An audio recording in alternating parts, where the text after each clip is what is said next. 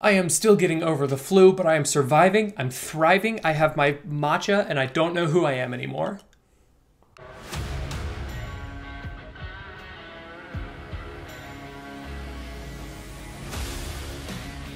Hey, what's up? My name is John Bonjour. I'm an artist and a film enthusiast. I have not drawn some art, but that is absolutely not a reflection of the film that I'd like to enthuse about. Today we are talking about American Fiction. So I'm gonna get ahead of this. This is a kind of weird one for me to review, obviously. This is a story about the state of Black creators in America. I think there's a lot of people that would suggest that I shouldn't have an opinion on this movie because of the color of my skin. I would hope that most normal people wouldn't feel that way, but I'm sure that there's a lot of people who would feel that way, and I reject that wholesale. I think that's incredibly dumb and weird and makes no sense.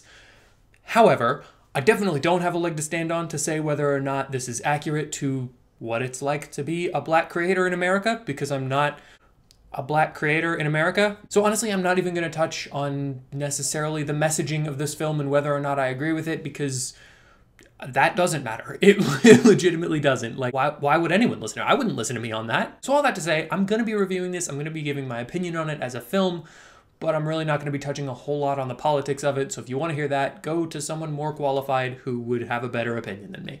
Anyway, the marketing of this movie suggested that this was going to be about a Black author who decides to write a book to kind of make fun of what people are looking for in terms of what Black creators should be doing right now. And it ends up being super successful and all that. And that is kind of what the movie's about, but I would say that that's half of what the movie's about. Really, the focus of this movie is on him and his world and his family, and I think that that's an interesting call for them to just market it as a thing that doesn't happen until probably halfway through the movie. I get why you would do that, because that's the biggest hook of the movie. That's the thing that you would, that's the thing that made me want to go see it. But I also feel like there's going to be people out there who are kind of upset that that's not totally what this movie was. I do feel a little bit like this was mismarketed. In my opinion, the film is better than what they marketed. So I'm happy.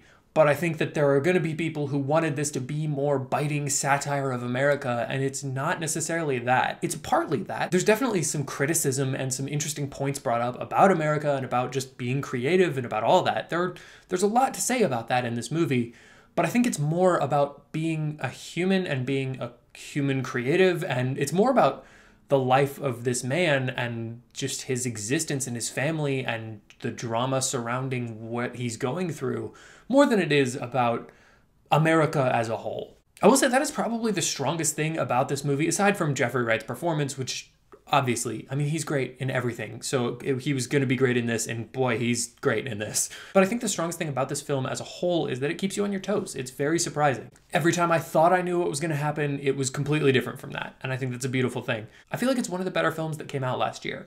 It's not my favorite. I think there are definitely some moments in this that kind of drag, some times where the message gets a little stronger than the story. I never think it's a good thing when a film is just actively preaching towards you, whether or not I agree with the message. I think most of the time it did a really good job of balancing that out, keeping it kind of open and talking, almost more of a conversation about what it is instead of just like this is what we're trying to say, here's our message. But every once in a while it did get a little preachy. But overall, all I can say is that American Fiction is really, really good. I loved this movie. It was very funny, very entertaining, very sad, engaging. I felt connected to it. And let me tell you, the two middle-aged ladies who sat next to me loved it just as much as I did. There were moments where we were the only ones just dying laughing in the theater. I feel connected to them.